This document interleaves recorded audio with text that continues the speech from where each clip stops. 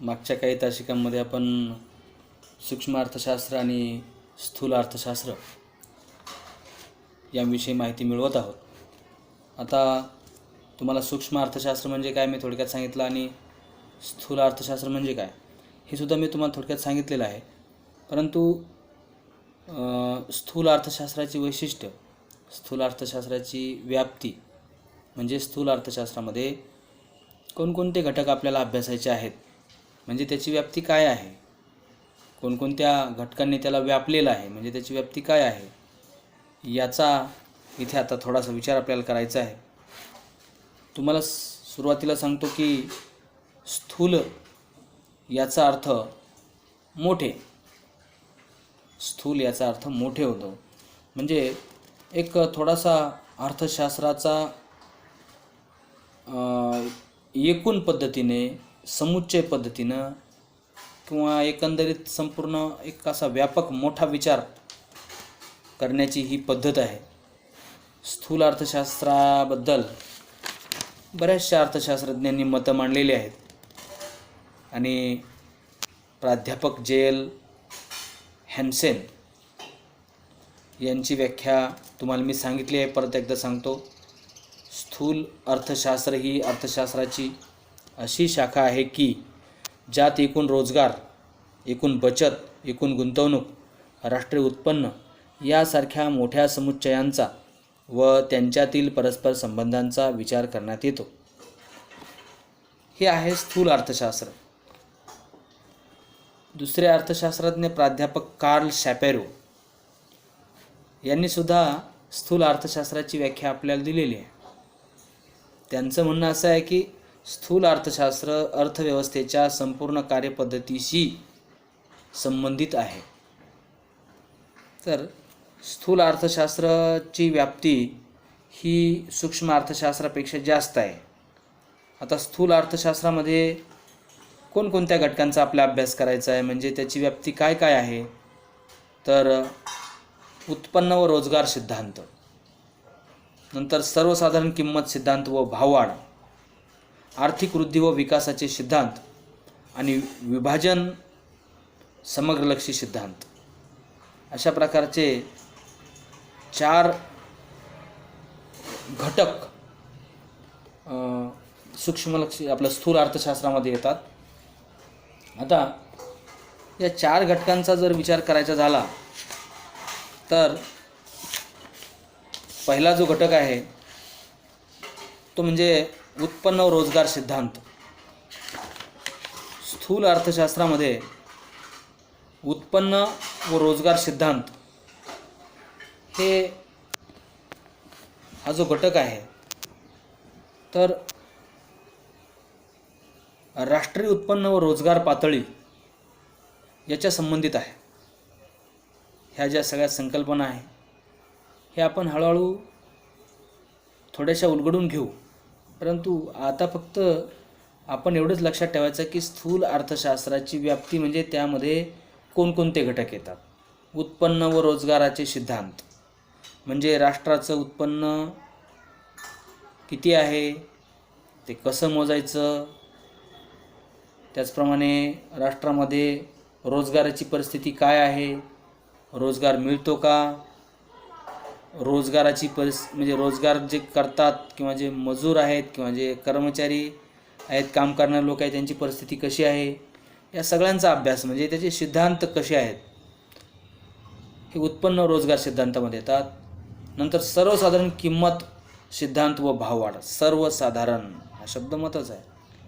आता सूक्ष्मलक्षी अर्थशास्त्राचा अभ्यास करताना त्याला आपण किंमत निश्चितीचे सिद्धांत त्याचसुद्धा बघितलं आणि या स्थूल अर्थशास्त्रामध्ये सुद्धा आहे. पण स्थूल अर्थशास्त्रामध्ये याचा विचार वेगळ्या पद्धतीने केलेला आहे. आपण सर्वसाधारण म्हणतो खूप भाव वाढले म्हणजे आपण एका वस्तूबद्दल बोलत नाही, खूप भाव वाढले असं मोघम आपण बोलतो. हे जे खूप भाव वाढले असं आपण म्हणतो ते म्हणजे स्थूल अर्थशास्त्र. पण पेट्रोलचे भाव वाढले असं जेव्हा आपण म्हणतो ते सूक्ष्म अर्थशास्त्र. म्हणजे आपण एकाच वस्तूचा विचार जिथं करतो ते सूक्ष्म अर्थशास्त्र आणि जिथं सगळ्याच वस्तूंचा विचार करतो ते स्थूल अर्थशास्त्र किंवा स्थूल अर्थशास्त्राला समग्र अर्थशास्त्र असंही म्हणतात. तर या समग्र किंवा स्थूल अर्थशास्त्राच्या व्याप्तीमध्ये उत्पन्न व रोजगाराचे सिद्धांत, सर्वसाधारण किंमत सिद्धांत व भाववाढ, आर्थिक वृद्धी व विकासाचे सिद्धांत, विभाजनाचा समग्र लक्ष्य सिद्धांत अशा प्रकारचे 4 घटक यामध्ये येतात. आणि या 4 घटकांचा तपशीलवार जर विचार करायचा झालं तर मी दिलेल्या नोट्समध्ये मी केवळ ह्या सिद्धांतांची नावं दिलेली आहेत. पण त्या सिद्धांतामध्ये काय आहे, आता उत्पन्न व रोजगार सिद्धांत स्थूल अर्थशास्त्र राष्ट्रीय उत्पन्न आणि रोजगार पातळी यांच्या निश्चितीचे विश्लेषण करते. तसेच उत्पन्न, उत्पादन, बेरोजगार पातळीतील बदल किंवा चढउतार यांची कारणे स्पष्ट करते. रोजगार पातळी कशी निश्चित केली जाते हे समजून घेण्यासाठी उपभोग फलन आणि गुंतवणूक फलन यांचा अभ्यास करावा लागतो. व्यवसायातील बदलाचे सिद्धांत हा उत्पन्न व रोजगार सिद्धांताचा एक भाग आहे आणि म्हणून हा स्थूल अर्थशास्त्राचा एक महत्त्वाचा घटक आहे उत्पन्न व रोजगार सिद्धांत. नंबर 2, सर्वसाधारण किंमत पातळी सिद्धांत. तुम्हाला आत्ताच सांगितलं, भाव वाढले असं म्हटलं तर स्थूल अर्थशास्त्र येतं आणि पेट्रोलचे भाव वाढले असं म्हटलं तर सूक्ष्म अर्थशास्त्र येतं. तर सर्वसाधारण किंमत पातळी म्हणजे भाववाढ कशी आहे, खूप भाव वाढत आहे की हळूहळू वाढत आहेत की वाढत नाही, स्थिर राहतात, याचा अभ्यास या अर्थशास्त्रामध्ये सर्वसाधारणपणे केला जातो.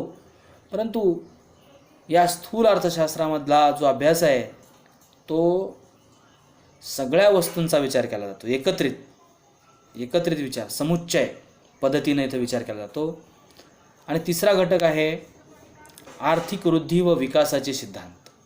आर्थिक वृद्धी स्थूल अर्थशास्त्रात विकसित आणि विकसनशील देशांतील आर्थिक वृद्धी व विकासासंबंधित सिद्धांताचा समावेश होतो. त्यात अल्पविकास आणि दारिद्र्य यांची कारणे व कार्यपद्धतीचे स्पष्टीकरण केले जाते. तसेच आर्थिक वृद्धी व विकासाचा वेग वाढवण्याची व्यूहरचना सुचवली जाते. म्हणून हा सुद्धा स्थूल अर्थशास्त्राचा एक महत्त्वाचा घटक आहे, आर्थिक वृद्धी व विकासाचे सिद्धांत. आणि चौथा घटक विभाजनाचा समग्र लक्षी सिद्धांत. स्थूल अर्थशास्त्रीय सिद्धांत एकूण राष्ट्रीय उत्पन्नातील खंड, वेतन, व्याज व नफा यांच्याशी संबंधित सापेक्ष भागाशी निगडित आहे. असे 4 घटक स्थूल अर्थशास्त्रात येतात. म्हणजे ही स्थूल अर्थशास्त्राची व्याप्ती झाली. म्हणजे ह्या घटकांचा अभ्यास तुम्हाला आम्हाला करायचा आहे. आता स्थूल अर्थशास्त्राची वैशिष्ट्ये, आपल्याला स्थूल अर्थशास्त्राची इथे 8 वैशिष्ट्ये दिलेली आहेत.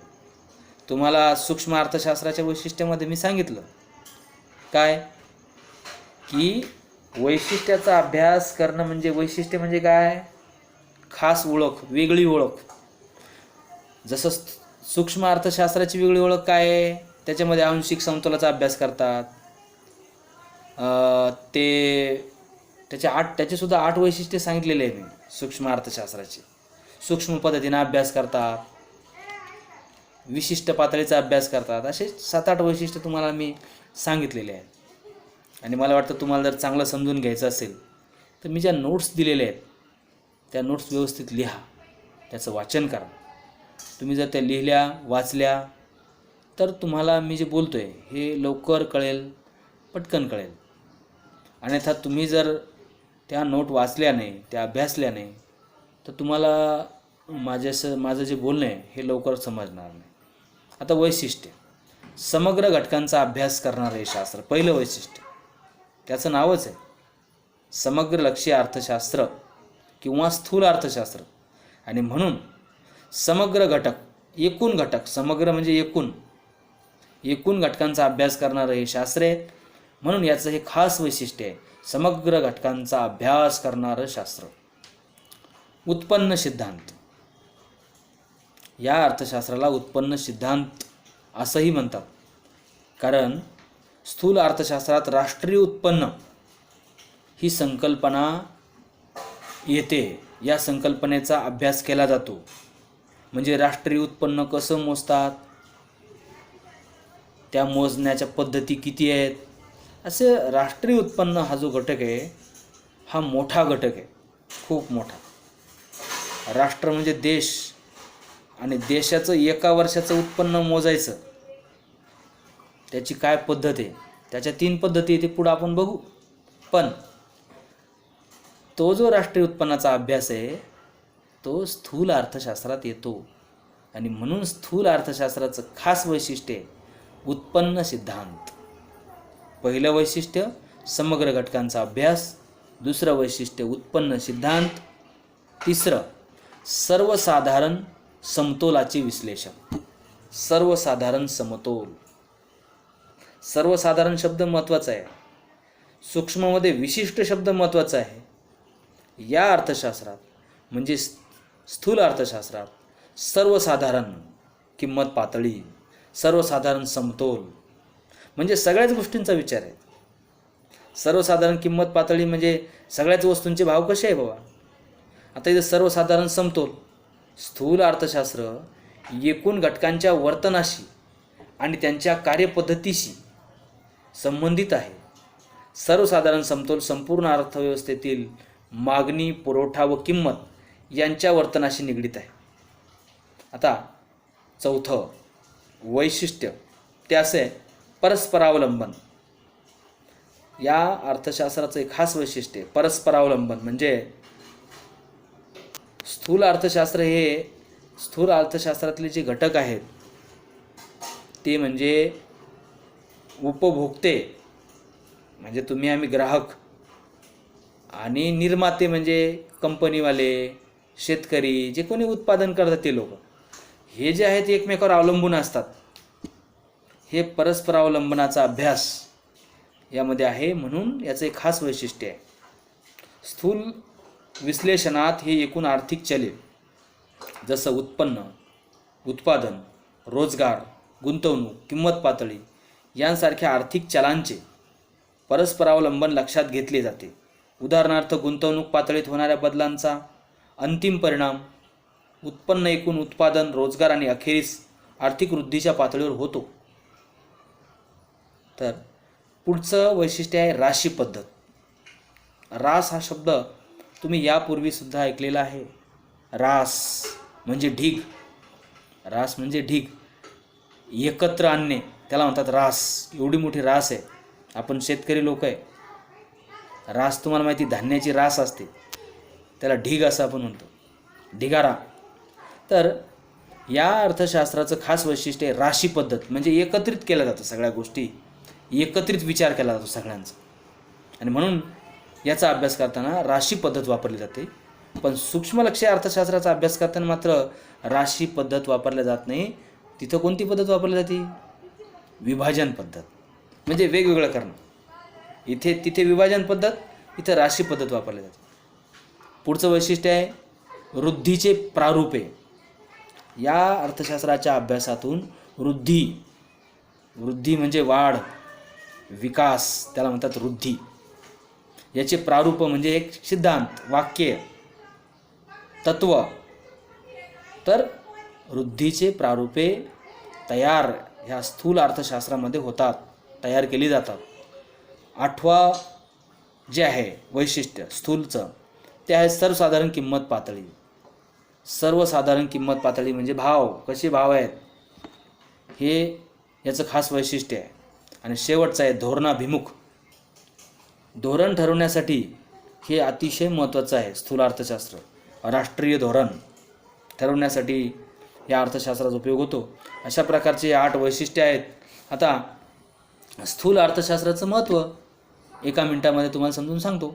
ते असं आहे, अर्थव्यवस्थेची कार्यपद्धती म्हणजे संपूर्ण देशाची अर्थव्यवस्था कशी चालते, ती कशी चालायला पाहिजे, यासाठी खूप महत्त्वाचं आहे स्थूल अर्थशास्त्र. नंबर 2 आहे आर्थिक चढउतार म्हणजे तेजी मंदी आपण सध्या म्हणतो, तुम्हाला चांगलं माहिती आहे. यासाठी तुम्हाला जर अर्थशास्त्र चांगलं समजून घ्यायचं असेल, तेजी मंदी समजून घ्यायची असेल, तर पेपर वाचन महत्त्वाचं आहे. वर्तमानपत्र, न्यूजपेपर ते वाचा. तुमच्या सगळ्या गोष्टी लक्षात येतील हळूहळू. नंतर तिसरं गोष्ट आहे राष्ट्रीय उत्पन्न.